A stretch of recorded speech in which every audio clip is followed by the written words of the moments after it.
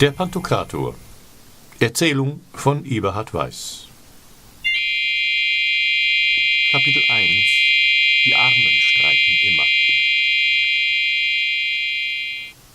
Und sieht wohl so aus, dass sich die Zeiten immer schneller ändern. Verdammt. Wer weiß denn schon wirklich, wie weit sie damit gekommen sind, Vollklone von einem herzustellen? Mein Alter wird das wissen. Vollklone. Gut für Kinder. Wenn der Vater oder die Mutter stirbt, da kommt der Vollklon. Du guckst zwar anfangs etwas blöd, wenn er billig war. Er gar nicht so richtig weiß, wen oder was er eigentlich ersetzen soll. Es sei denn, die haben den Mindchip mit individuell erstellten Reminding-Dateien jetzt doch so weit entwickelt, dass er bald auch schon beim Standardmodell in Serie gehen kann. Aber bei den meisten Milliardären macht es keinen Unterschied, ob nur das Kind von einem Vollklon oder von einem Vollidioten schikaniert wird, dachte Lux, während er gleichzeitig vor seinem inneren Auge all die Botox-Leichen schwadronieren sah, denen er sich immer öfter bei Festempfängen, auf Luxusjachten oder auf Anwesen seines Vaters auszuliefern hatte, um als braver Vorzeigesohn den Vater zu vertreten, der wie immer artig im Hintergrunde blieb. Jedenfalls hatte Lux, eigentlich Lux III., abgekürzt Lux III., der zwar kein König, aber immerhin doch so etwas Ähnliches wie ein Prinz war, berechtigte Zweifel daran, dass ein VMC bereits jetzt schon einen Menschen komplett ersetzen können würde. Denn für ihn, als Sohn des Pantokrators, käme ja lediglich nur das Allerbeste und Individuellste zur Anwendung. Ein Gedanke allerdings, der ihn nun in diesem Punkt eher beunruhigte. Genau genommen war das sein einziger Albtraum. Ein Klon plus Mindchip, bezeichnet als Vollklon. Für seine persönlichen Vorlieben und Schwächen stellte diese technische Entwicklung eine Bedrohung dar, denn ein Sohn und potenzieller Nachfolger des unumschränkten Weltenherrschers sollte sich keine individuellen Vorlieben leisten, denn er war ja wohl kein ganz normaler Finanzadeliger, und vielleicht gerade deshalb leistete sich Lux manche seiner Marotten ganz bewusst, verhalfen sie ihm doch in irgendeiner Weise zu einem Format, das durch den VMC, Vollklon plus Mindchip, niemals kopiert und ersetzt werden könnte. Nur so, hoffte er, wäre es vielleicht möglich, sein natürliches Dasein vor einem Ende zu bewahren, das kein Mensch bemerken würde. Vor allem nicht er selbst. Und überhaupt, all seine persönlichen Daten und Lebenserinnerungen, woher hätten sie die haben sollen? Als er aber nochmals gründlich diese Frage eruierte, ahnte Lux nichts Gutes bei all der digitalen Überwachung, die ja seit Jahrzehnten schon von den Massen hingenommen wurde. Wenn auch im Interesse seiner eigenen Macht. Denn vielleicht konnte sein subjektives Erinnerungsvermögen bereits schon so original und lückenlos rekonstruiert werden, dass sein Vollklon, wenn man ihn zum Einsatz brächte, sicher glauben müsste, er hätte all das tatsächlich selbst erlebt. Wie oft war er bereits, genau wie jeder ganz normale Mensch, durch massenhafte, rein zufällig aufgenommene Filmsequenzen in allen erdenklichen Lebenssituationen, als Passant, Restaurantgast, Bankkunde, aus privaten Handyaufnahmen, sozialen Netzwerken, E-Mails, digitalem Computerspielverhalten oder aus sonstigen x-beliebigen Daten ausgespäht, dokumentiert und werbetechnisch ausgewertet worden. Letztendlich aber blieb sein Misstrauen laienhaft. Nach seiner Einschätzung hätte ein Vollklon bei aller Mangelhaftigkeit einer virtuellen Rekonstruktion seines Verborgenserfahrungen Gedanken allenfalls das Unterbewusstsein eines Zombies gehabt. Was Lux nun erst recht ängstigte. Und für ihn war sicher, dass das viel diskutierte Subconscious-Programm, das einen VMC parallel geschaltet werden müsste, garantiert noch nicht fertiggestellt war. Sämtliche Wünschen, Vorlieben und Aktionen aber, die aus einem von Kindheit an natürlich entstandenen Unterbewusstsein erwachsen, könnten nur durch das Subconscious-Programm ersetzt werden, um ein wirklich intaktes Individuum zu generieren. Nach heutigem Stand also müsste selbst bei fortgeschrittenen Luxus-Klonmodellen, wie es mit Sicherheit für ihn in Frage käme, erst noch Fake-Memories generiert werden, und eine Persönlichkeitsrekonstruktion anhand mühsam erstellter analoger Lebenseindrucksalgorithmen wäre zur vollständigen Wiederherstellung der ursprünglichen Persönlichkeit keinesfalls ausreichend. Was also wäre sein VMC, Vollklon plus Memory-Chip-Modell auf heutigem Entwicklungsstand anderes als ein seelenverkrüppelter Zombie? Ganz davon abgesehen würde nicht er einen Klon erhalten, sondern die Nachwelt einen Klon von ihm, womit er von der Partie ausgenommen wäre, sprich tot. Zumindest für sein eigenes Selbstverständnis. Für die anderen wäre er ja noch da, womöglich noch in angepassterer Form. Da es ihn aber schon gibt, diesen Vollklon, so fürchtete Lux, wenn auch in gänzlich unvollständiger Ausgabe, schlachten sie mich vielleicht ja ganz ohne Vorwarnung einfach bloß irgendwann mal ab. Sie wären vielleicht in 5 bis 10 Jahren erst in der Lage, meinem Klon einen vollständig generierten Individualchip meines ursprünglichen Wesens einzusetzen, dachte Lux, aber warum sollte dann noch irgendjemand das tun? Mein Klon würde bis dahin seine eigene Persönlichkeit entwickeln. Natürlich würde er das. Seine alten Lücken, sprich das, was ihm von mir noch gefehlt haben würde, dürften allmählich durch seine eigenen Erfahrungen vollständig ersetzt werden. Ein Klon könnte glauben, wie so ein Reinkarnationsspinner im Reality-TV, er hätte irgendwann einmal in einem italienischen Städtchen zu Zeiten der Medici gelebt oder wäre damals als Hexe verbrannt worden. Tja, damals, dachte Lux säuerlich, manchmal wünschte auch ich mir, zu früheren Zeiten gelebt zu haben. Damals erfand man Buchstaben und Noten, um Gedanken und Träume mit anderen zu teilen. Man las dicke Wälzer, man traf sich zum Tanz, bei gemeinsamer Hausmusik, rauchte, soff und machte allerlei sonstige Dummheiten. Eklig, oder? Heute sieht man auf optimal maximierten Displays oder hochauflösenden Plasmaschirmen fremden kleinen Kindern beim Kacken zu oder irgendwelchen armen Typen beim Verunglücken. Ja, die Zeiten, die ändern sich nun einmal. Die Anflansch-Absperrklappe seines geliebten AB 193 SE Deluxe war in dieser Woche zum 3. Mal defekt gewesen. Lux hatte wieder die Qual der Wahl zwischen dem Bugatti und dem Cadillac, wie immer in solchen Fällen. Er hasste das. Dabei hätten ja eigentlich, um ihn zur Startbahn seines privaten Jets zu fliegen, noch 2 weitere Helikopter zur Verfügung stehen können. Doch den Sikorsky S-92 brauchte Lucius' Vater selbst. Vom S-76C war der Pilot damit beschäftigt gewesen, dem ersten beim Austauschen der Klappe seines AB 193 zu assistieren. Lux hätte die beiden Versager am liebsten rausgekickt. 10 Piloten, 10 Helikopter, ja 20 oder 30 von beiden wären drin gewesen. Aber nein, sein Vater hatte da seine Prinzipien und blieb wohl stur, wenn es darum ging, dem fluktuierenden Dienstorgan nicht allzu viele Posten in eigenverantwortlicher Funktion zu verschaffen. Mit jedem individuellen Profitdienstleister, den du dir gönnst, lautete die Devise, steigt zwar die Gewährleistung deines Komforts, doch gleichzeitig schaffst du dir damit eine Risikogruppe, die dir irgendwann ins Kreuz fallen wird. Übrigens war aus demselben Grund auf die Anstellung weiterer Techniker ein Tabu. Es sei ein Sicherheitsrisiko. Techniker flögen ja nicht mit. Aber manchmal vermutete Lux, dass etwas ganz anderes hinter der Sparsamkeit seines Vaters steckte. Der Sohn sollte sich seine Hubschrauber wohl selbst verdienen, vermutete er.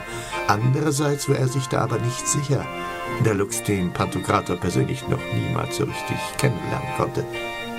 Auch kannte er noch lange nicht all seine Regeln so genau.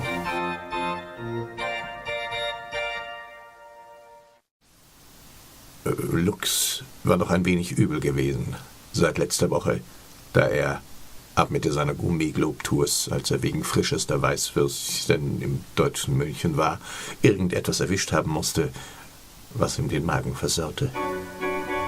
Komisch, das ging ihm manchmal so, dass er sich eigentlich gut gehen ließ, ihn dann aber dennoch Trägheit, Unwohlsein oder Schwindel überkam, wohingegen er aber beispielsweise niemals einen Sonnenstich, eine Zerrung oder einen Muskelkater zu beklagen hatte. Was nun seine augenblickliche Befindlichkeit betraf, so stellte zwar ein spezielles Enzymmedikament seine Magen-Darm-Flora leidlich wieder her. Eine Kuh jedoch ab 3000 Metern Höhe auf einer Sonnenterrasse bei bestem Assam-Tee im Suguna-Tal nahe des Gangtai-Klosters in der Gebirgswelt Bhutans, wie es ihm der Fitness-Check-Doktor in seinem Zeigefingerchip riet, ersetzte das Medikament keinesfalls. Irgendwann aber, ab der 6. Flugstunde etwa, als er sich bereits über dem Kaspischen Meer befand, war ihm stattdessen nach etwas völlig anderem zumute, und er veranlasste, kurz vor Pakistan, seinen Piloten die Flugroute in Richtung Ostindien zu ändern. Anstatt wie geplant, sich in Bhutans Berggärten zu kurieren, gedachte er nun, lieber erst einmal im Bundesstaat Chhattisgarh gebackene Ameisen, die sogenannten Chapra, mitsamt ihren Eiern, zu verspeisen. Da er, der Feinschmecker, eher seiner Zunge als einem Elite-Healthcare-Software-Programm vertraute, war ihm, vermutlich durch einen Hauch ins Flugzeug eingedrungener Witterung des überflogenen Kaspischen Meeresklimas, völlig klar geworden, dass nur frisch gesottene Ameisen seinen Magen nun wieder einrenken würden, und falls nicht, na und? Dann wäre der Magen ja sowieso bereits ruiniert gewesen, und der Aufwand, einen doppelt verdorbenen Magen zu kurieren, wäre sicherlich derselbe geblieben. In einer solchen Sache Individualist zu bleiben, hielt Lux für eine Tugend, die er sich unbedingt bewahren wollte, auch wenn sein Vater das nicht gerne sah. Als aber dann die erhoffte Besserung durch seine selbstverordnete Ameisenkur tatsächlich doch ausblieb, machte er es ganz genau wie all die anderen Necessity Navigation Software Jünger. Zwar hasste er die Fremdbestimmung, doch reumütig quälte er sich in den Jet, um die Anweisungen seiner individuellen Wellness-Software in seinem Zeigefingerchip doch noch penibel zu befolgen, zumindest bis ihm wieder etwas besser war. Nach Bhutan war es ja von Ostindien aus nun gar nicht mehr so weit, wären da nicht wie so oft die quälenden Lehmstraßen zwischen ihm und seinen Zielen gelegen. Denn nicht immer holte ihn ein Helikopter am Flughafen ab, schon gar nicht, wenn er seine Reisen inkognito und ohne Navigationsgeräte unternahm, oder wenn er seinen GPS deaktivierte, wie so oft, um in Ruhe gelassen zu werden. Ein Wagnis, das er nicht selten einging, da er hoffte, dass es ihm Bonuspunkte auf seiner geheimen Machtskala verschaffen würde. Seinen Unannehmlichkeiten geschuldet war Lux zwar endlich wieder auf Programmlinie gekommen, doch leider war er jemand, der die Qualen der Langeweile als besonders intensiv empfand. Eine beinahe unerträgliche Mattigkeit ermächtigte sich seiner, sowie ihm der Verdacht in das Bewusstsein sickerte, dass nichts mehr selbstbestimmt vonstatten ging, auch wenn es ihm so scheinen sollte. Es galt zu kämpfen, um zu siegen. Vor allem aber galt es, bald schon einen Weg zu finden, eine Methode, die ihm das Ziel allmählich aufzeigen würde. Auch galt es auszuklammern, was ihn niederdrückte, indem er lernte, Teil dessen zu werden, was er zu beherrschen hatte, ohne zu glauben, dass seinen Werten wichtig sei. Ich kann es nicht lassen, zu werten, rügte er sich. Wenn ich nicht werte, fühle ich mich nicht. Doch weil ich werte, werde ich angreifbar, und wer angreifbar wird, der verliert. Lux musste nur das Richtige denken, komme was da wolle, und dass dies Richtige einzig und alleine nur das war, was ihn selbst stets voranbrachte, hatte er zu verinnerlichen. Über geheime Pfade führt so der Weg an die Kunst der Massenmanipulation, wie das Zusammenspiel der Mächtigen im Netzwerk meines Vaters funktioniert, ahnte Lux. Gleichwohl es das Einzige war, was beide verband, Vater und Herrscherssohn, da es sie gleichermaßen oberhalb der Wogen des Menschheitsgetümmels halten konnte, so galt es außerdem vor allem für Lux zu begreifen, wie sein eigenes Netzwerk zu knüpfen und ganz allmählich jenes seines Vaters an das seine anzubinden sei. Längst war Lux kein Grünschnabel mehr. Längst hatte er Köpfe in seiner eigenen Denkzentrale sitzen, die wie keine anderen Lux-Programme fortentwickelten und auf unhackbarem, unbezwingbarem Stand hielten. Lux und sein Vater kontrollierten Denkfabriken, die weit über jenen der Mont Pelerin Society oder der Bilderberger standen. Es waren Denkfabriken, die sich ganz natürlich aller anderen bedienten, vorzüglich jener der neoliberalen Heizsporne dieser Welt. Ein ganzes Heer der besten Hacker, Programmierer und Kommunikationsmanager bildeten ein Späh- und Informationssystem, dem nichts entging, und das alles nutzte, bedient durch Sklaven, die Lux nicht immer zu bezahlen brauchte. Aus der groben Masse kleiner, nutzbarer Genietrottel bestanden diese Heere im Wesentlichen, worunter sich nicht einmal diejenigen als die ergebensten Diener erwiesen, die von Industriellen bereits in Kindergärten ausgesiebt und durch spezielle Erziehungsprogramme geprägt worden waren, sondern ausgerechnet vernachlässigte, leicht austauschbare Autodidakten-Nerds, welche im Pantokrator und seinem Sohn eine Familie sahen, bis an ihr unbeklagtes, einsames Ende. So braucht man nicht zu glauben, dass wirklich alle Individuen, die für Lux arbeiten, auch Geld von ihm bekamen und in einer neonbeleuchteten, kühlen Rechenzentrale irgendwo an einem geheimen Ort tief unter der Erde saßen. Natürlich existierte am Ende der Informationspyramide auch dieser Arbeitskreis, jedoch unterstand der lediglich einer Gruppe der Administration. Die meisten Zulieferer an Daten jedoch saßen in ihren Behausungen, spielten Spiele, oft gegen kleine Prämien, arbeiteten online oder hingen an irgendwelchen Kommunikationsnetzwerken fest, ohne dass sie überhaupt ahnten, wer sie nutzte. Oft glaubten sie sogar, sie kommunizierten mit Freunden, wobei manch vermeintlicher Kontakt längst durch eine digitale Kopie erstattet wird, was leicht gelingt, da der Begriff, den viele nur noch von Facebook her kennen, gleich einem hohlen Osterei zwar schön anzusehen, ansonsten jedoch leer geblasen ist. Was aber diesen engeren Kreis um die Administration betraf, so wurde es leider hin und wieder notwendig, manch einen von ihnen zu ersetzen, falls er zum Beispiel dem regelmäßigen Psychotest des Gesinnungsprogrammes nicht mehr standhalten konnte. Den brachte man aber nicht zwangsläufig um. Da gab es eine Reihe von Methoden, wie sich das Problem entsprechend der individuellen psychosozialen Konstitution des Observanten gewissermaßen von selbst erledigen ließe. Lux' Lieblingslösung war die folgende.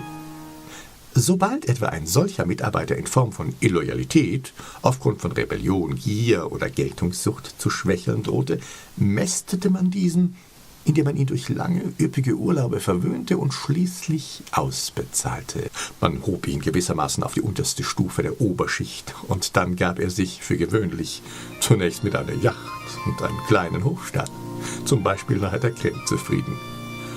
Wucherte der Keim der Gier in diesem Mitarbeiter weiter und machte der Observant sogar etwa Anstalten, seinen Inselschutzraum zu verlassen, dann setzte man ihn schlicht mit anderen Observanten zusammen, worauf sich für gewöhnlich die 2, 3 oder 4 Kollegen zu Kontrahenten entwickelten und erwartungsgemäß bald gegenseitig entsorgten.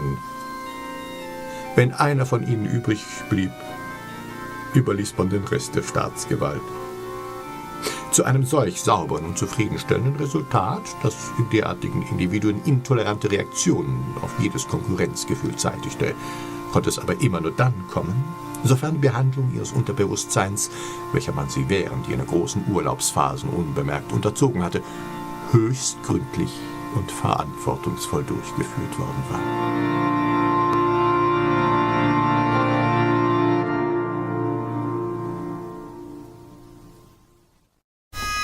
Nun erschöpften sich Lux' Fertigkeiten ja längst nicht einzig im schnöden Entsorgen unbrauchbar gewordener Mitarbeiter. Lux hatte vieles gelernt. Auch Pantokrator und Söhne hatten zu lernen.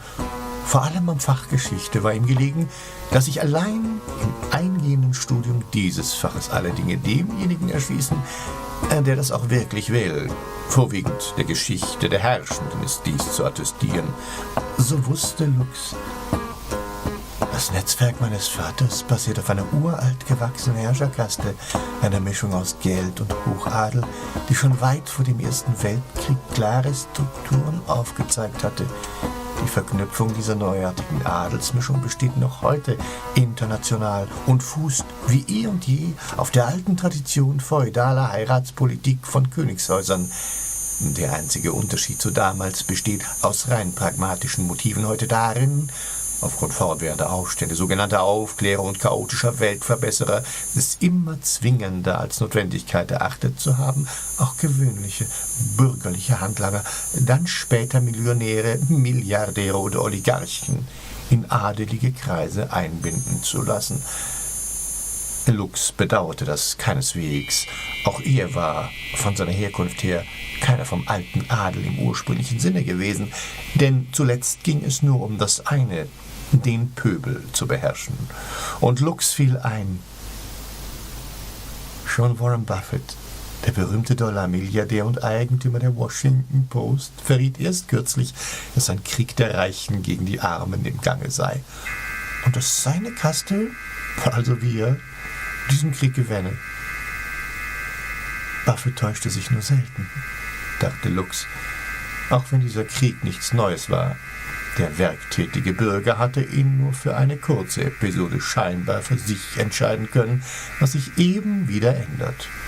Und er wusste, dass ein Stratege wie Buffett das niemals verraten hätte, wenn nicht längst der Geist der neoliberalen Weltanschauung, des sogenannten Sozialdarwinismus, nach welchem nur die Finanzstarken eine Lebensberechtigung erhalten werden, schon alle Bereiche des gesellschaftlichen Denkens durchsetzt hätte. Und so saß Lux zufrieden in seinem Learjet 60, der in Richtung Bhutan gestartet war. Hier steht er durch die wattebehangene Luft, wobei er gerne, wie so oft, wenn er auf Reisen war, seine Kenntnisse der Geschichte Revue passieren ließ, wodurch er sich sinnvoll zerstreute und das Gelernte gleichzeitig in seinen Erfahrungsschatz einbettete, um, getreu der Anweisungen des Pantokrator, durch eigenes Handeln und Denken bewusst auf seine Herrschaft zuzusteuern. Über die größten Feinde seiner Kaste, die Sozialisten, resümierte er zum Beispiel wie folgt. Den Siegeszug der Kommunisten Russlands finanzierte der deutsche Adel zunächst doch auch nur, um die russische Front zu lösen. Der Zar war dem Vetter aus Deutschland wohl egal. Als Knabe muss klein Nicky seinem älteren Vetter Willy beim Ballspiel im Hofgarten von Windsor immer wieder schlimm auf die Nerven gegangen sein. Denn wie sonst hätte Vetter Wilhelm, der spätere deutsche Kaiser, dem Russen den Krieg erklären können, wenn nicht, weil weder seine viktorianische Oma noch seine eigene Mutter dem armlahmen Sprössling aus Deutschland jemals Beistand gegen den viel kleineren Russenprinzen Nikolai geleistet hätten. Kein alter Wein für Kenner, dieser hohe Adel.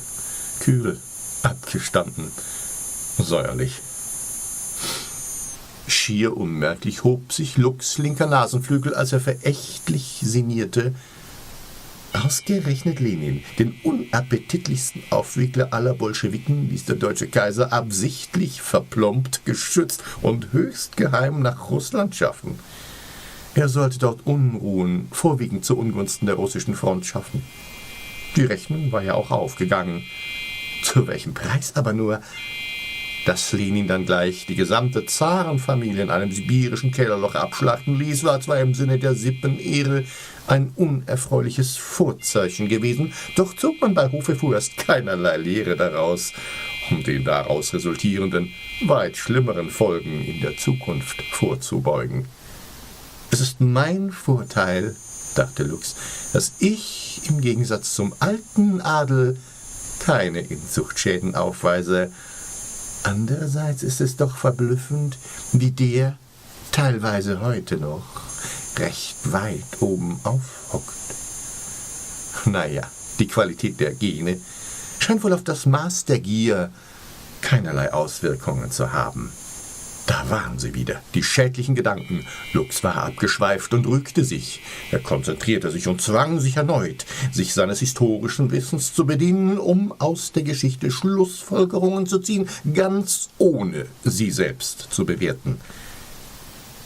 Gegen den Kommunismus betätigte der Finanzadel bald den Faschismus. Man finanzierte Hitler, der einem Mussolini nacheiferte, um einen Zweiten Weltkrieg anzuzetteln. Zahlreiche russische Aristokraten wollten ihre Monarchie dort wieder haben. Viktoria Fedorowna, die Großfürstin von Sachsen-Coburg und Gotha, und ihr russischer Cousin und Gatte Kyrill Wladimirowitsch Romanow erhoben natürlich Anspruch auf den verwaisten Zarenthron. Zusammen mit den höchsten Königshäusern Europa unterstützten sie die Nazis, denn auch sie hatten die Bolschewiken Misere zu verantworten gehabt und trachteten nun ausgerechnet danach, den Teufel durch den Beelzebub auszutreiben. Auch reiche Antisemiten wie der Autobauer Henry Ford und John C. Rockefeller, die russische Rohstoffe und billige Arbeitskräfte durch eine aggressive Osterweiterung zugunsten ihrer Märkte witterten, oder Industrielle wie Fritz Thyssen finanzierten Hitlers Kampf. Und Lux fiel ein: Schon damals verdienten wir an den Emporkömmlingen der Waffenindustrie ganz vortrefflich mit. Vor allem aber wie wahnsinnig an den Reparationsforderungen an die Deutschen, die nun für die Art von Krediten dankbar waren, die unsere Klienten für sie geschaffen hatten. Natürlich nur auf dem Papier. Die Kriege waren in jeglicher Hinsicht unser bestes Geschäft. Wie immer machten unsere Klienten den Juden zum Problem, ohne selbst jemals in Erscheinung zu treten. Nur leider konnte das Bolschewikennest auf diese Art nicht ausgeräuchert werden, was uns sehr leid tat. Nicht mehr, dachte Lux. Ich habe ja damals noch gar nicht gelebt, aber uns, das heißt eigentlich den späteren Kunden meines Vaters, dem internationalen Finanzadel. Alter Adel plus reiche Bürger. Das sind ja unsere Kunden. Hitler, der Dummkopf, hatte weder von Napoleon noch von Wilhelm II. Gelernt. Im Gegensatz zu ihnen hatte er nicht nur den russischen Winter oder einen Zwei-Fronten-Krieg, sondern gleich beides gegen sich. Obwohl ihm unsere Klienten damals alles in den Arsch geschoben hatten, was nur nötig gewesen war, um einen Krieg ordentlich zum Abschluss zu bringen. Gold, Geld, Rohstoffe, Zwangsarbeiter. Dieses Zahnbürstengesicht einfach nicht in der Lage, für uns den Sozialismus zu zerschlagen. So war er wenigstens selbst herrlich genug, um für Kanonenfutter zu sorgen, und ideologisch genug, um den eigenen Karren geradewegs vor die Wand zu fahren. Es fiel zu knapp und fast zu spät. Als schon der Russe in den Westen schwappte, holten sie die USA dann in den Krieg. Und wären die USA nicht immer so fürchterlich anti-aristokratisch gewesen, dann hätten unsere Kunden nach Hitlers Scheitern die westlichen Siegermächte vielleicht auch noch überzeugen können, ihren Krieg gegen den Kommunismus fortzuführen. Beinahe euphorisch ergötzte sich Lux am Witz, den ihm das Fach Geschichte immer wieder bereitete.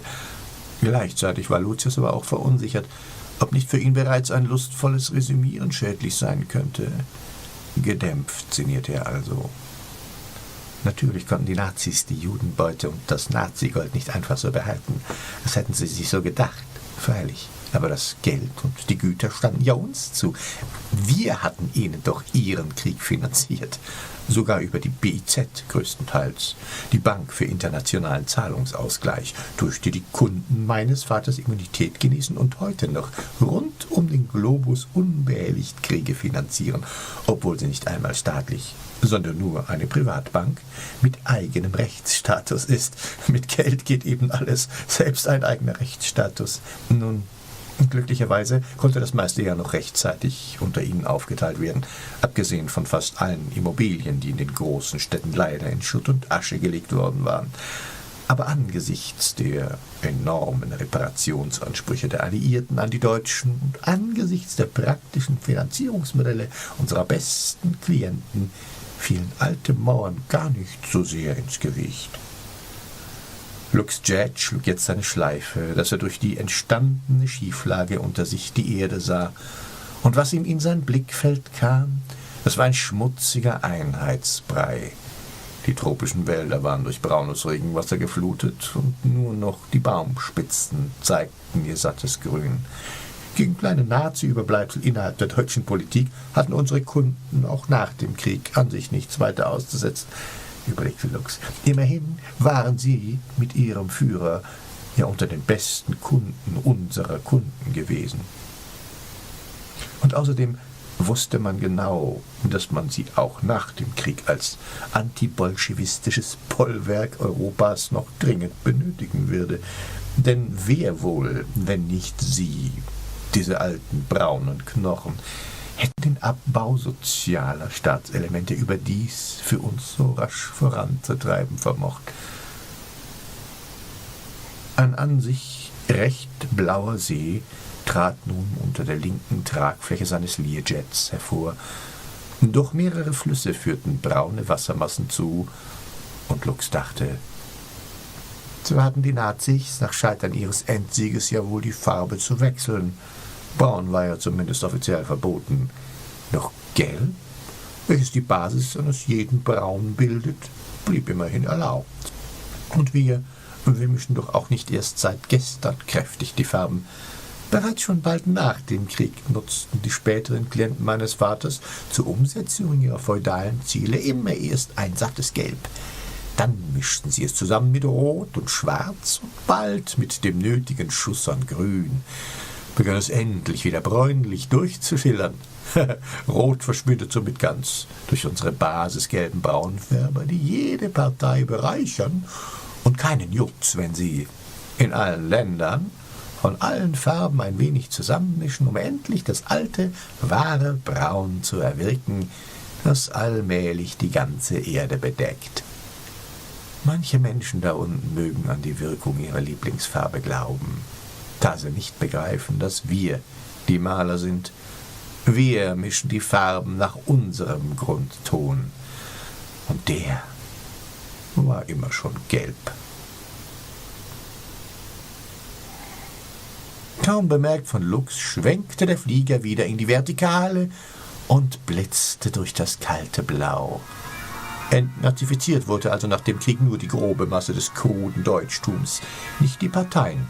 Nur die unberechenbare Komponente war zu befrieden, das gemeine Volk, aber nicht nur zu befrieden.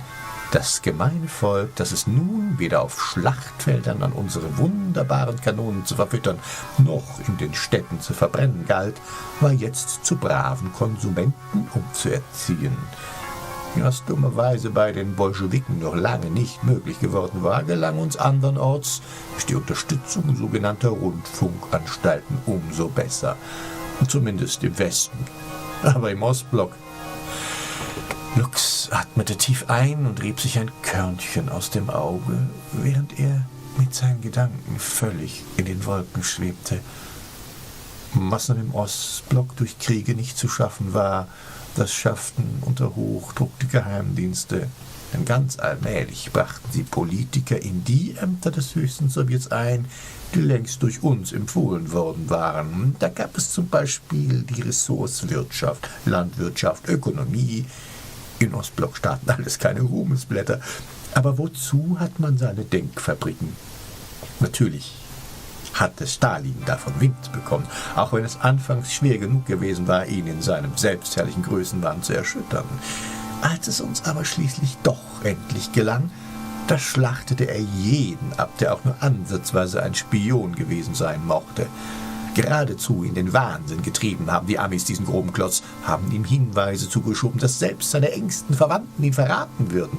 Doch der Ehre schreckte auch bei ihnen nicht vor Verbannung oder Mord zurück. Endlich entsorgte man ihn dann selbst.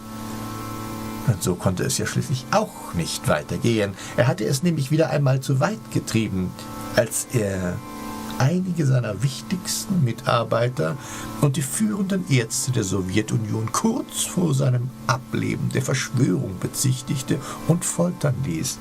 Denn damit hatte er unsere Investitionen beruht.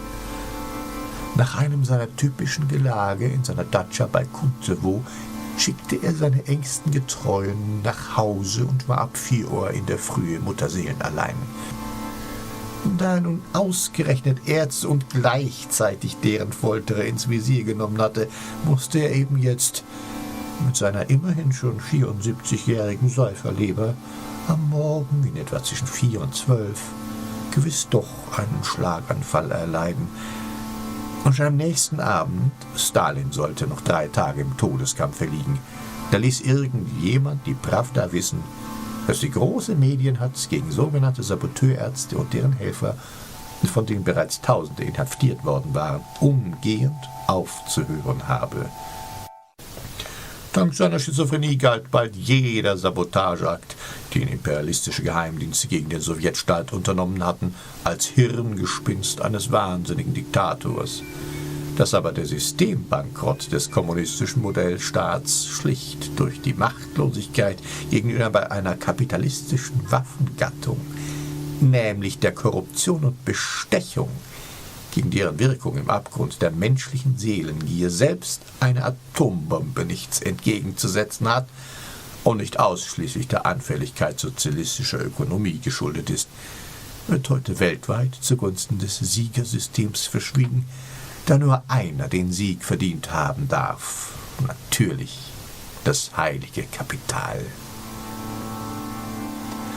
Jenes Rauschen der Flügel seines Jets störte Lux zunehmend. Auch der Druck auf seine Ohren ließ nicht nach und er ärgerte sich ziemlich über den Ausgleichsmechanismus dieser teuren Maschine.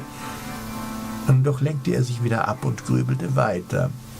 Eigentlich doch ganz bemerkenswert, dass unsere Kunden den allzu offensichtlich ungezogenen, unmanierlichen Psychopathen noch niemals Einblick in unsere innersten Kreise verschafften. Ich muss es mir für mein eigenes Fortkommen hinter die Ohren schreiben. Die Hitlers und Stalins dieser Erde setzte man immer nur als Schreckgespenster ein.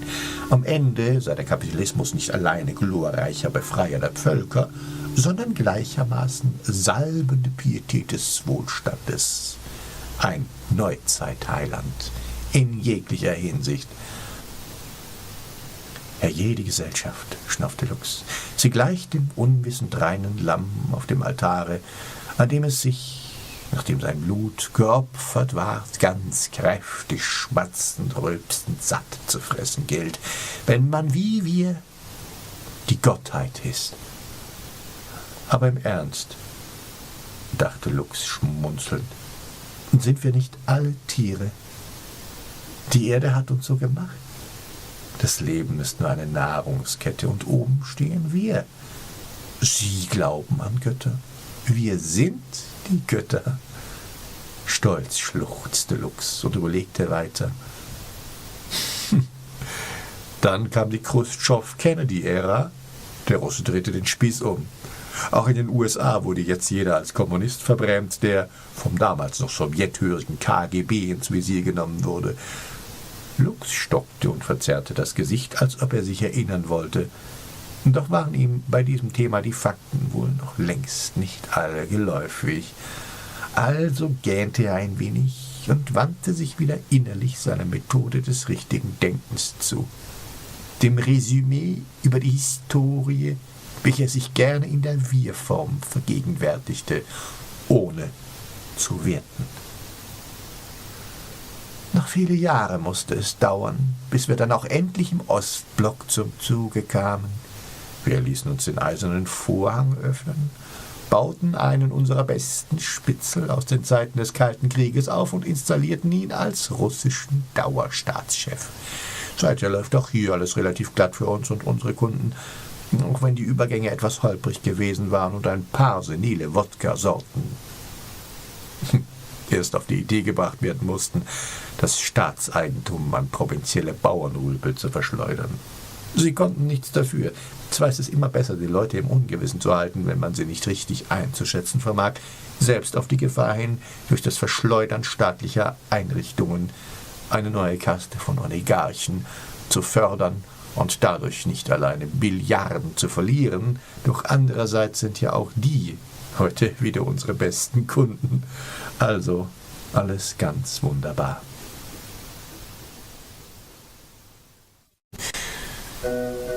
Eine durchaus besonders ansehnliche Stewardess servierte mit breitem Lächeln und hochdevoter Haltung Lux nun eine Schwanenei-Hecht-Terrine mit sardischem Pecorino und eine Rucola-Garnitur. Daneben lagen hauchdünn gehobelte Dattelscheiben gerollt, an den Enden gerade zugeschnitten und mit feiner Petersilie Salzsardellenpaste gefüllt. Alles war besonders delikat und ausgesprochen frisch. Schließlich legte Lux ja darauf den allergrößten Wert, und da er nicht recht wusste, ob er die Terrine wohl schon behalten würde, ließ er sich einen Becher mit rotem Schraubverschluss reichen. Er hatte nämlich vor, den Geschmack zu testen, das Gekaute jedoch nicht unbedingt einzunehmen. Lux begann zu kosten und versank wieder in Gedanken. Es lief also überall alles ziemlich glatt. Fast. Bis auf die Kehrseite des Internets, wo Leute dann anfingen, ihre Gedanken mit anderen zu teilen, die ebenso allerlei Beobachtungen machten. Allmählich breiteten sich nämlich Gerüchte aus, die uns und den Klienten meines Vaters nicht passen konnten. Unseresgleichen blieb darauf nichts anderes übrig, als diese teilweise doch recht abenteuerlichen, jedoch mitunter leider nicht allzu unwahren Botschaften zu verzerren. Von überall aus überschwemmt man noch heute das Netz mit unseren verblödend übertriebenen Verschwörungstheorien. Gut gemacht, manchmal allerdings beinahe zu gut. Da muss man aufpassen, sage ich immer wieder. Besorgt runzelte Lux die Stirn. Verdammt, hatte er doch glatt in seiner Versonnenheit schon mindestens 1, 2 Happen hinuntergeschluckt. Er zweifelte daran, dass das, was er im Munde schmeckte, bereits behalten werden konnte. Hastig öffnete er die Dose und als er sich vom Rest befreit hatte, überlegte er kühl, Sie sollten Ihren großen Internetpropagandasender, der darauf spezialisiert ist, sämtliche Erkenntnisse aufzugreifen und inhaltlich so zu verzerren, dass sie unglaubwürdig werden und in der Ecke bizarrer Verschwörungstheorien versanden, besser umbenennen oder auslagern. Lux nahm eines der hauchfein gehobelten Dattelrädchen, schnupperte daran und dachte: Interessant. Um die zuckerhaltige Frucht so fein zu durchtrennen, dürfte es, um sie nicht aus Versehen zu zerquetschen, sicher nötig sein, sie mittels eines Laserskalpells in Scheibchen zu schneiden. Bald aber entsann er sich seines eigenen Metiers wieder, worauf als Sohn des Pantokrator besonders zu achten sei, und er folgerte. Denn einerseits fragt man sich, weshalb wohl gerade beispielsweise der Russe ein Faible für Verschwörungstheorien haben sollte. Dass mancher jener Sender nun ausgerechnet im Staat gehört, ist andererseits aber auch wieder Teil der Verwirrungstaktik und soll überdies dem oligarchischen Programm Sympathisanten aus dem Lager der dünn gesäten Westsystemkritiker zuspielen. Es handelt sich bei diesen Typen zumeist um so eine Art Sozialismusromantiker. Wir ködern sie mit dem Vorurteil: Oh, der Russe, ehemals Kommunist, nur er klärt die Welt über den bösen Kapitalismus auf. Das aber nun ausgerechnet unter väterchen Frostzweig gespannt am Feld die meisten Milliardäre hausen, könnte ihnen vielleicht als Widerspruch einleuchten, so sie es sich nur endlich vergegenwärtigen wollten. Doch wollen sie das, diese Proletarier? Nach all den Jahrtausenden der Obrigkeitstreue? Sie glauben doch lieber an unsere Fakes, wenn wir beispielsweise behaupten, dass es am 11. September gar keine Flugzeuge über Lower Manhattan gegeben habe. Lux hatte die Augen leicht geschlossen, aber innerlich lachte er, denn seine Brust bebte und seine Wangen hoben sich, wobei sich um seine Schläfen 2 eigentümliche Fältchen legten. Jetzt aber wurde er bleich und er klingelte nach der Stewardess, die sofort kam. »Essiggurken, bitte, rasch«, befahl er knapp. »Die Türme«, versuchte er sich abzulenken, indem er scheinbar heiter dreinblickte, da seiner Erfahrung nach Lächeln oft gegen Übelkeit wirkte, »wurden gesprengt, von innen heraus, ganz ohne Flugzeuge. Und weil sich ja jeder denken kann, was viele tausend Zeugen sahen, ja filmten oder fotografierten, wie beide Flugzeuge über ihn hinweg donnerten, liegt doch wohl auf der Hand, dass erstens kein halbwegs vernünftiger Mensch einer derart dümmlichen Verschwörungstheorie jemals aufsitzen würde und zweitens manch einer bei solch starkem Tobak sogar die Möglichkeit außer Acht lassen könnte, dass die Türme vielleicht zusätzlich zur Entflammung durch die beiden Passagiermaschinen dennoch gesprengt worden sein konnten. Und dann die US-Mondlandung in einem der Hollywood-Studios oder in der Wüste von Nevada. Klar halfen die aus filmtechnischen Gründen zugunsten einer fernsehreifen Produktion etwas nach, aber deshalb gleich die ganze Mondlandung in Frage zu stellen, ist doch ganz gewiss. Lux öffnete den Mund und formte ihn zu einem ovalen Grinsen. Langsam sog er die Luft in seine Magengrube, da nicht alleine ein Gefühl der Überlegenheit in seinem Inneren schwoll. Bald kam auch sie schon wieder, die junge, hübsche Stewardess, und brachte ihm seine Essiggurken mit. Das andere ließ er zurückgehen und dachte, während er in eine Gurke biss. Die sogenannten Gegenbeweise, die wir im Netz aufzeigen, durchschauen selbst die Dümmsten noch. Wer will zu denen schon gehören? Kein Wunder, wenn sogar Skeptiker sich angewidert von allem abwenden, was unter dem Schlagwort Verschwörungstheorie kursiert. Egal, worum es geht. Je absurder das Zeug, das wir verbreiten, desto ratloser die wenigen unabhängigen Berichterstatter, die es ansonsten vielleicht sogar untersuchen und veröffentlichen dürften. Jedoch bei all dem ewig monotonen Zionismus, Toraismus, Kabbalismus, Geschwafel, das immer wieder alte Hassgefühle schürt, auch wenn kein Mensch versteht, was überhaupt damit gemeint sein soll. Uns reicht zu wissen, dass der Jude oder alles, was ihm zugeschrieben wird, noch immer vorzüglich zur Vertuschung ganz anderer Interessen zu verwenden ist. Es ist schon klar, weshalb vor allem seriöse Systemkritiker sich nicht die Gefahr aussetzen können, in Deutschland kollektiver Massenmörderenkel auch noch als Antisemiten verschrien zu werden, nur weil sie sich mit Themen beschäftigen, die vorwiegend auf einschlägigen Websites zu finden sind.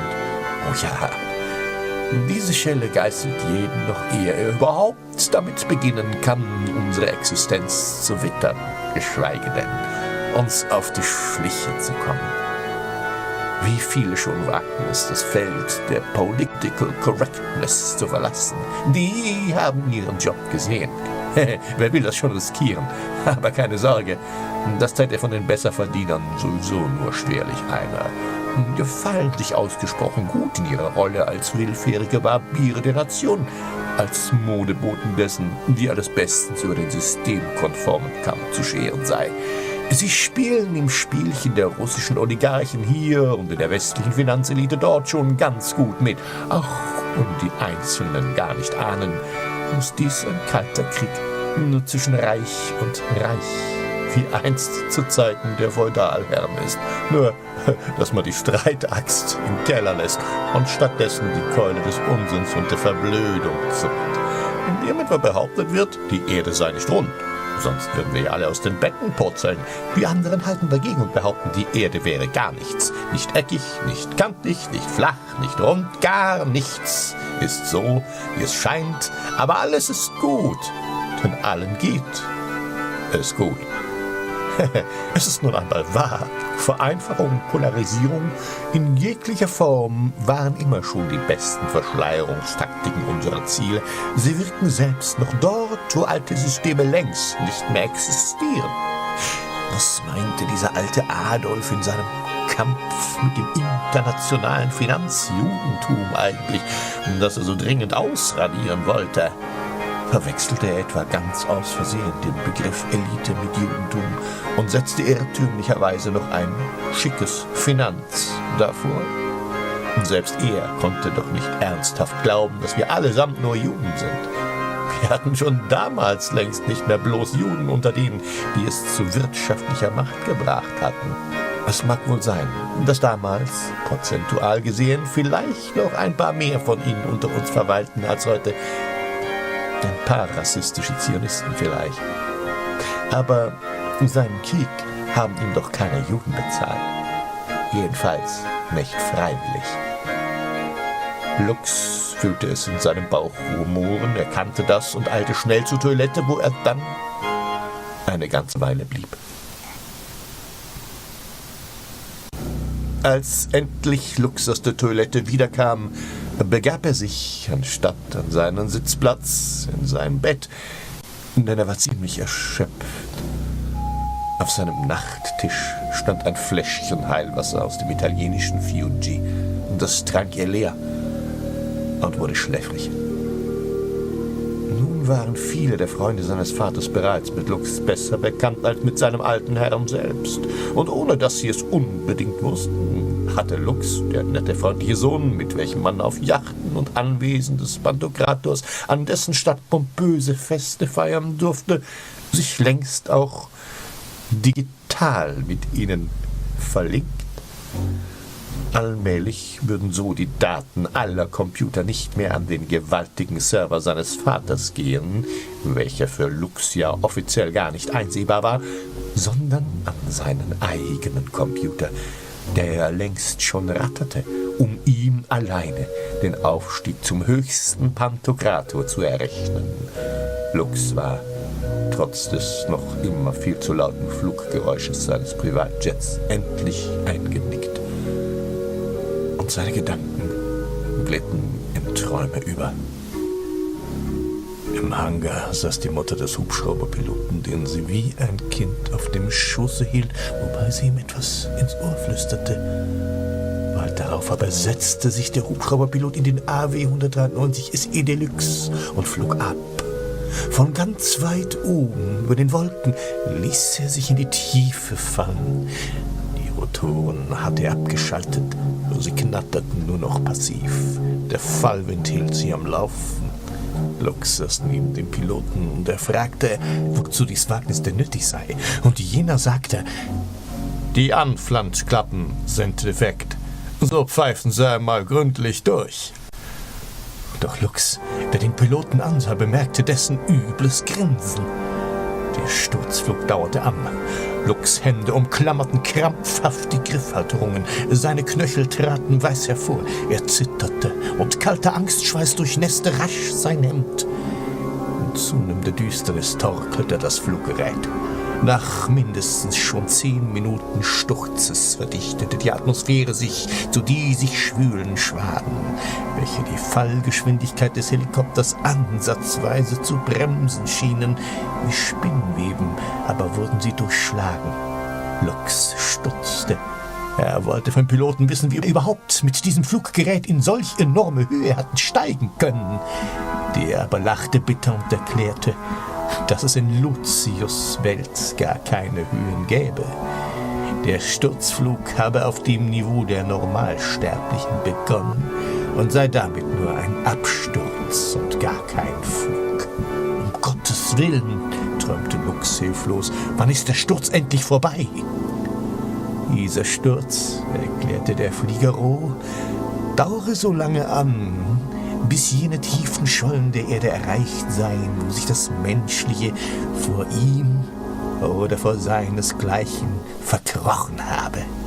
Fahl schimmerte Lux' Gesicht durch das Frontfenster und er erkannte den Fels der Schlucht, die Finsternis, die sie verschlang und immer schwärzer wurde, je tiefer sie nur stürzten. Endlich wehrte er sich, er griff nach dem Steuerhebel. Doch da der Rotor ja abgeschaltet war, lachte der Pilot ihn aus. Das macht jetzt auch keinen Sinn mehr. Lucifer. Lucifer? Lux war entsetzt. Dabei befahl Lux dem Piloten, den Rotor sofort abzuschalten. Der aber lachte nur noch mehr, da das ja nun gar nicht mehr möglich sei. Lux rang nach Luft und griff jetzt nach dem Zündmechanismus. Vergnügt und ohne Gegenwehr setzte der Pilot sich nun nach hinten. Er genoss es offensichtlich, den Fürst dieser Welt in seiner Panik zu betrachten. Tatsächlich schaffte es Lux, den Rotor in Bewegung zu bringen und das Falltempo nahm merklich ab. Da aber krachte der Helikopter bereits unsanft auf den Grund auf und barst in Stücke.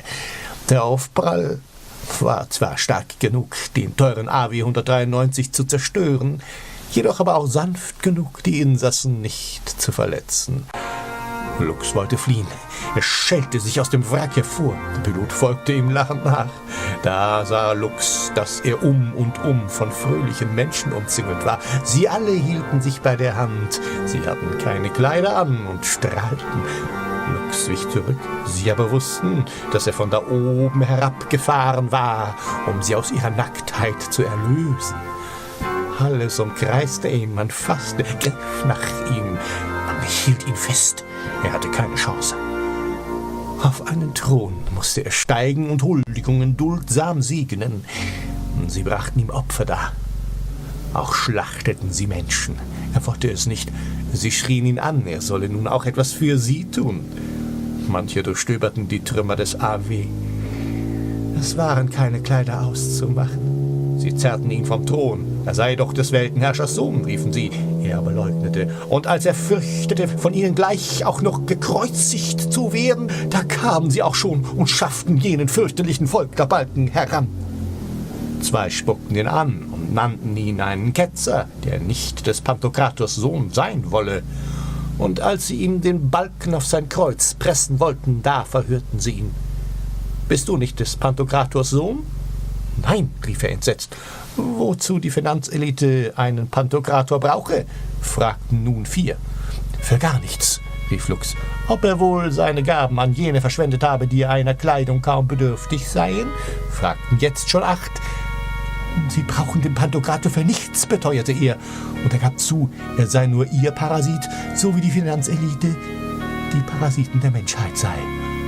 Da riefen 16 wie im Chor: »Taste diese Glücklichen nicht an. Sie sind unsere Vorbilder. Sie zeigen, wie man glücklich ist.« Und 32 stimmten ein: »Wenn du ihnen ihren Reichtum nicht gönnst, dann werden wir nur umso elender sein.« Und 64 riefen im Chor: »Wir sind ja gar nicht arm. Komm mit!« Sie führten Lux an einen finsteren Krater. Dort unten hörte man es knattern und knallen. Bomben und Granaten blitzten, und ein Mann mit kahl geschorenem Mikrocephalus kam heran.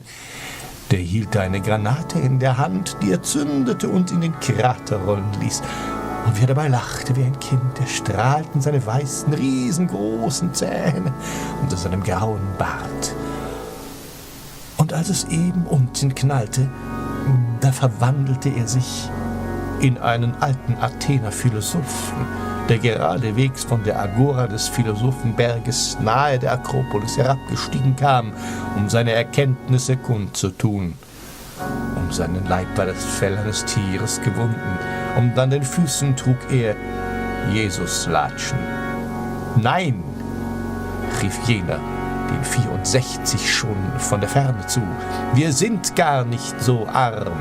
Arm sind die da unten.« Schon streckte manch Elender von jenen dort unten auch schon sein schwarzes Gesicht aus der Grube. »Igitt, die sind ja ekelhaft«, riefen 128 aus gleichermaßen entsetzten Kehlen. Und viele von den Fliehenden hoben ihre Kinder aus dem Krater und baten um Gnade. Nach oben, wo keiner sie dulden wollte, warfen sie die Kinder nun. Manche stürzten gleich zurück in den Krater. Doch ihren Kot und ihre Tränen passten sie ab, pressten sie zu Edelsteinen oder heizten ihre Öfen darin an. Nur wenige Kinderleiber fingen sie auf und boten sie zum Verkauf wie frisches Obst. »Werft sie zurück in den Krater, sie werden uns das Gesicht versauen«, riefen 256. Sie hatten sich schon braun gekleidet, denn sie wollten sich nicht schmutzig sehen, und warfen die Kinder der Elenden zurück in den Krater. Es half aber nichts, denn immer weitere drangen empor. »Die Juden haben wir immer Schuld«, riefen dieselben beiden, welche anfangs Lux bespuckt hatten. Und 4 riefen: »Nein, die aus dem Krater haben selbst Schuld.« 8 beschimpften die hässliche gelbe Ente drüben überm See. Die anderen aber lachten sie nur aus. 16 beschimpften den Russen. 2 aber konnten beweisen, dass die hässliche gelbe Ente und der Russe zumindest damit in Verbindung gebracht werden können. Die schlug man aber aus der Runde. Und als 2 fragten, ob nicht vielleicht die Finanzelite daran Schuld haben könnte, da stürzten die restlichen 248 entsetzt auf sie ein, brüllten: »Was fällt euch ein, Gott zu lästern?« und zerrten sie zur Steinigung. Doch machte alles keinen Sinn. Mehr und mehr und mehr von diesen Schwarzen drangen aus dem Krater. Die Braunen riefen nach dem starken Pantokrator, der alle beschützen möge. Und Lux erinnerte sich daran, dass der Begriff Pantokrator Weltenherrscher bedeutet und dass die orthodoxen Griechen den Gottessohn so nannten. Doch als sie sich eben wieder an ihn wenden wollten, um zu erfahren, weshalb der Pantokrator sie verstoßen habe, da schnappte Lux kurz schnarchend nach Luft, und er fürchtete, dass er jetzt selbst im Traume sich des Pantokrators als unwürdig erweisen würde. Der gefährliche Gedanken in seinen Hirnwindungen torkelten wie ein stürzender Helikopter, dessen roter Blätter hämmerten. Warum hilft nur der Pantokrator nicht? Warum hilft nur der Pantokrator nicht? Warum hilft nur der Pantokrator nicht? Da. Lux grub das Kinn ins Schlüsselbein, als suche er dem Griechen gegenüber im Traum nach Argumenten, die ihm wieder seinem Ziele näher brachten. Und so träumte er, dass er vor der Masse auf der Agora stand und sprach, dass der Pantokrator, sein Pantokrator, ihnen allerdings nutzt, indem er nämlich die Lasten aller trägt, um sie füreinander zu verbergen. Denn würden ihre Gedanken und Werke offenbar, dann würden sie sich gegenseitig sicherlich zerfleischen. So diene er ihnen gewissermaßen als stummer Verblender ihrer Blöße und Schandtaten. Als Lux das vor allem zu dem Griechen sagte, da wollte die Masse gerne glauben, dass Lux ein gerechter und weiser Mann sei, und sie ließen ihn gehen. Lux kletterte die Schlucht hinauf, blickte zurück und sah, wie sie sich nun untereinander zerfleischten. Verschwörer, dreckiger Verschwörungstheoretiker, beschimpften sie einander und rissen sich die Haut von ihren Leibern, die Juden und die Fremden aus dem Loch. Die kamen wie immer als Erste dran.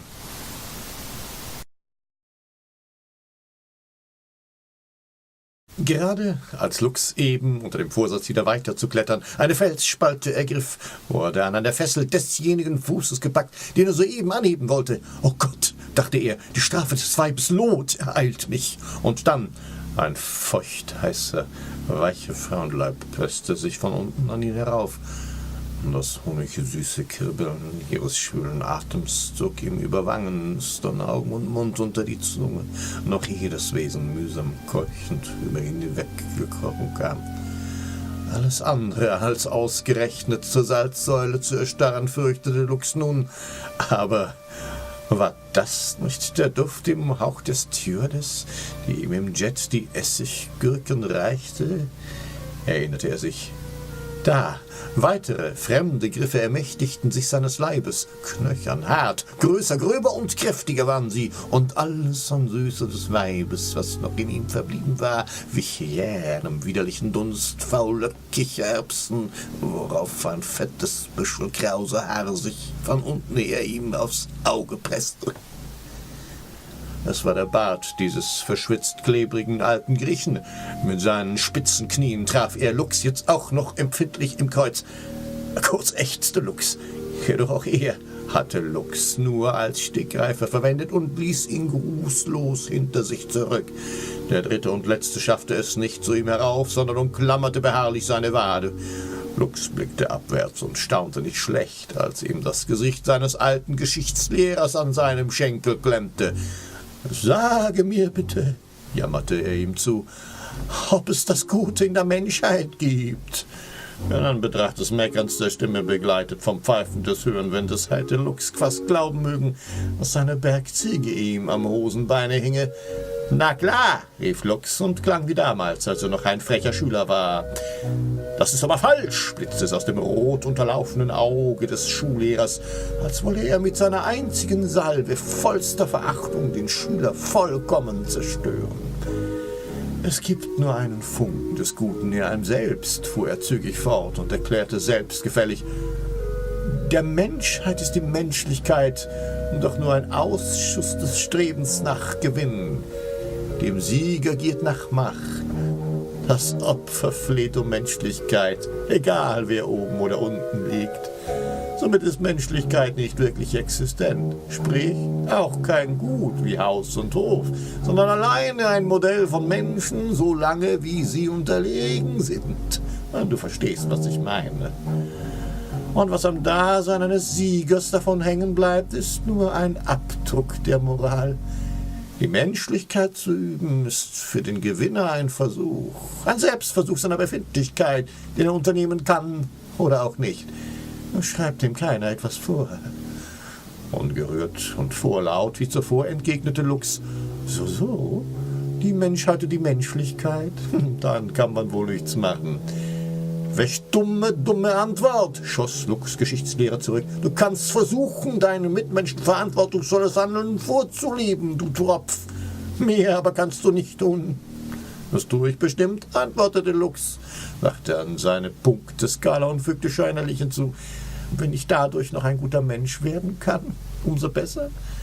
Der Lehrer aber beschimpfte ihn, dass einer, der das glaube, nur ein Lügner sein könne. Es gebe keine guten oder schlechten Menschen, sondern nur kluge Menschen und dumme Menschen. Und verlogen und ehrlich, hakte Lux linkisch nach. Du Wicht, schalt der Lehrer ihn. Lüge und Ehrlichkeit sind Standpunkte aus der eigenen Wahrnehmung. Was weißt du schon über die Wahrheit anderer? Lasse sie doch denken, was sie wollen.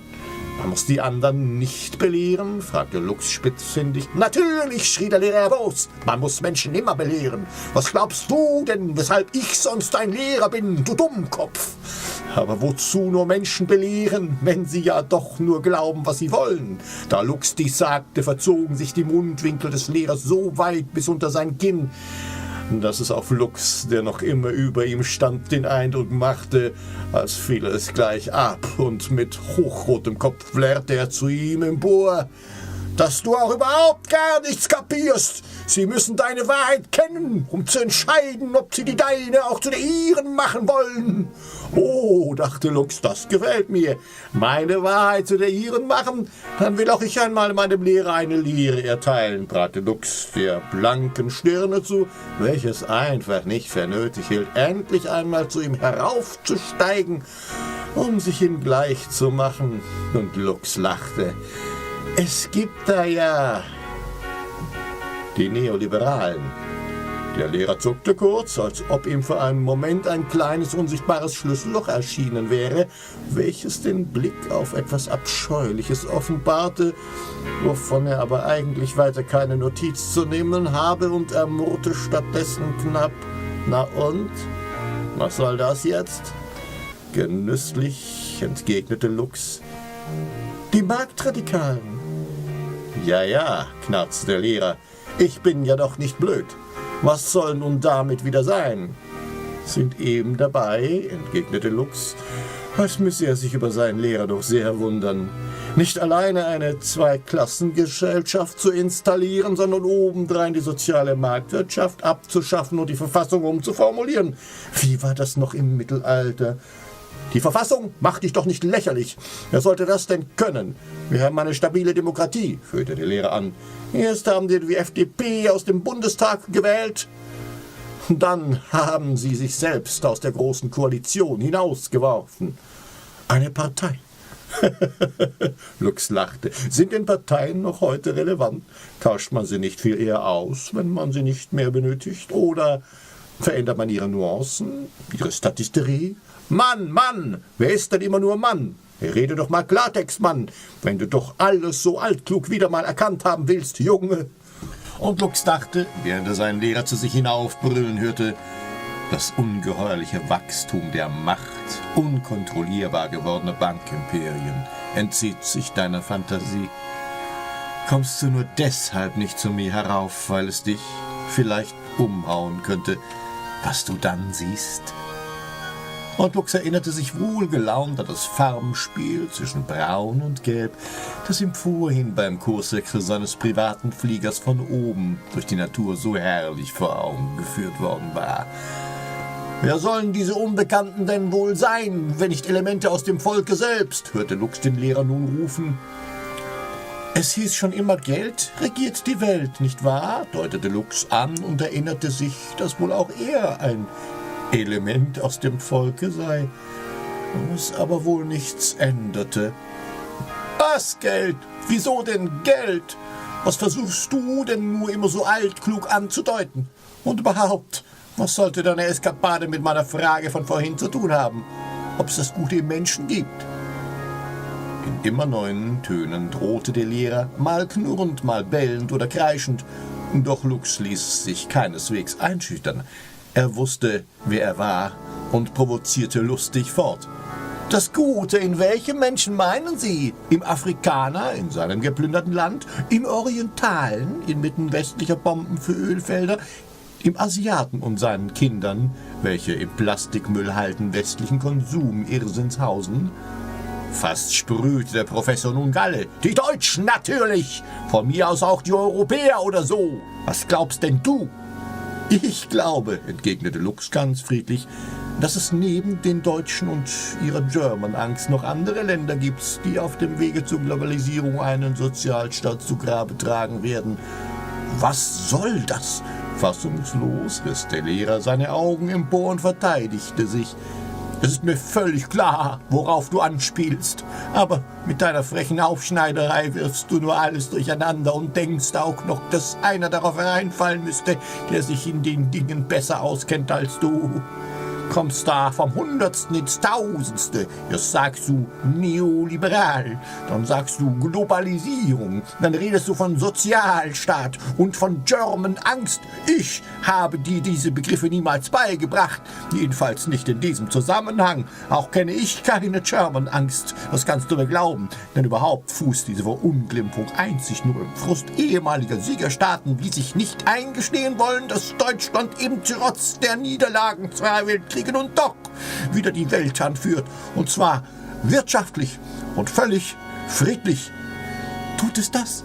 Völlig friedlich? Entgegnete Lux, indem er erheitert den Kopf schüttelte und gleichzeitig merkte, während er noch redete, wie sehr ihn sein früherer Lehrer eigentlich doch langweilte.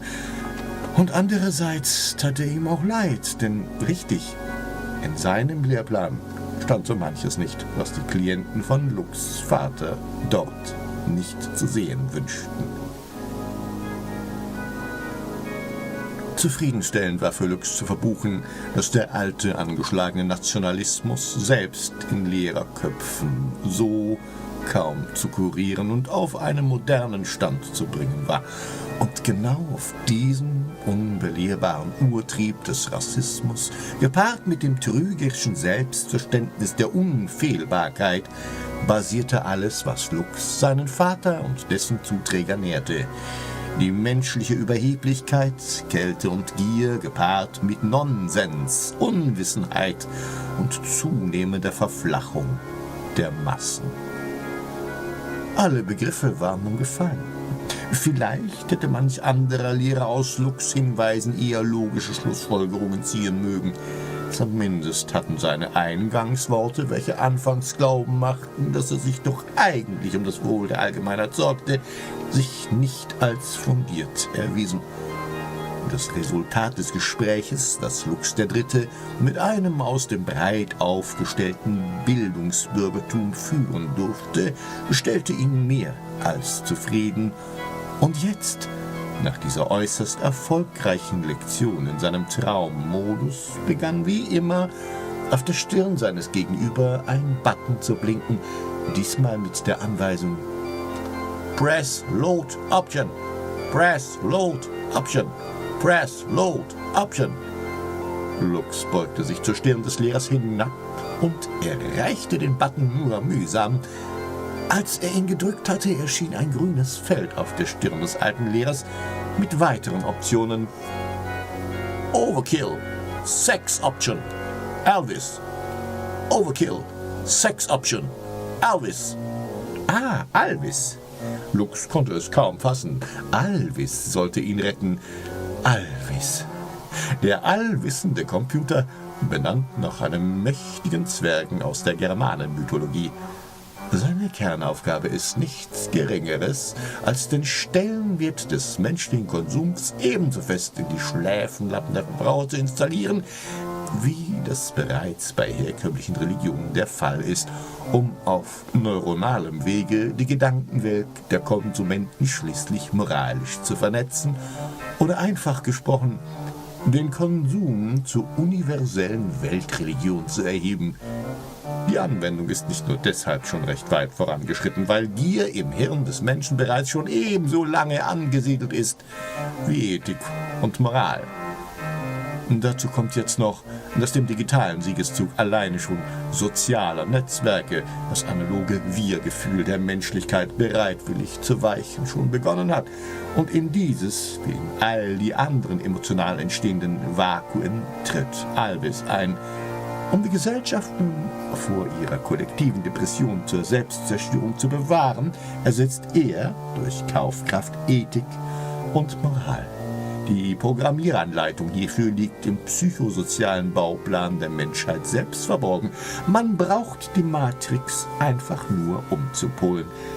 Für Alvis bedeutet es eine kleine Nebenletüde, sämtliche Ergebnisse der Marktforschung bis in den tiefen psychologischen Intimbereich wildfremder Menschen hinein zu bündeln und so das Wirken jedweden Geistes, einschließlich des Heiligen, der in diesen Tagen der Apokalypse wohl abhanden gekommen sein dürfte, zu aller Befriedigung zu ersetzen. Die Scharlatanerie begötter Prophetie ersetzen endlich Algorithmen, die wirklich logisch sind und beispielsweise in der Lage, selbst Lebenserwartungen komplizierter Bioorganismen wie den menschlichen auszuwerten und unnötige Krankenkassenkosten zu vermeiden. Immerzu blinkte der Button während seiner Überlegungen auf der Stirn des Geschichtslehrers. Overkill, Sex Option, Alvis. Overkill, Sex Option, Alvis. Und Lux wusste ganz klar, für meinen alten Geschichtslehrer macht Alvis keinen Sinn. Also presste er auf der Stirn des Lehrers den Button Overkill und ließ den Mann hinter sich. Was aus ihm wurde, war ihm scheißegal.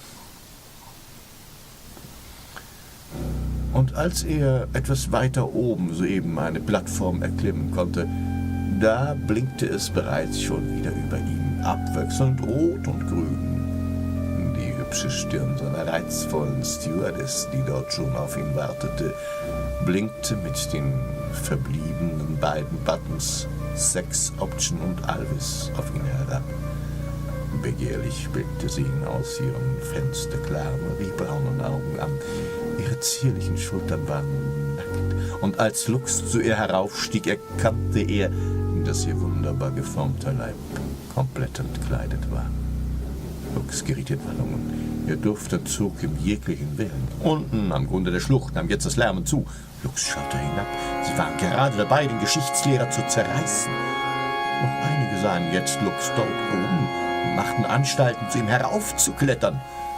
Der Sexbutton, dachte er enttäuscht, ist in meiner momentanen Situation eher eine Sackgasse.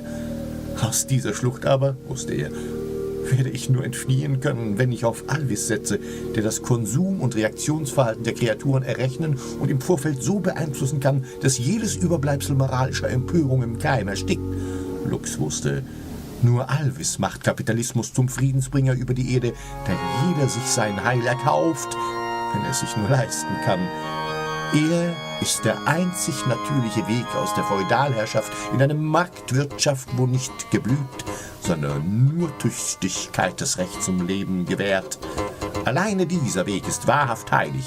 Er macht den Menschen zum Gotte seiner selbst. Und was nun irgendwelche armen Teufel in den Abwässerkanalen der U-Bahn-Schächte mancher Großstädte betrifft, nun, arme Teufel brauchte es in der Christenreligion ja schließlich auch bereits zuhauf. Und wer sollen wir für unsere neue Religion sie nehmen, wenn wir sie uns nicht selbst erschaffen? Das hübsche Gesicht des Mädchens kam Lux extrem nahe. Ihr Atem benebelte ihn. Er fasste ihr Gesicht, zog es an sich heran und neigte seinen Kopf, um es zu küssen. Nur ein Abschiedskuss, wenigstens, dachte er.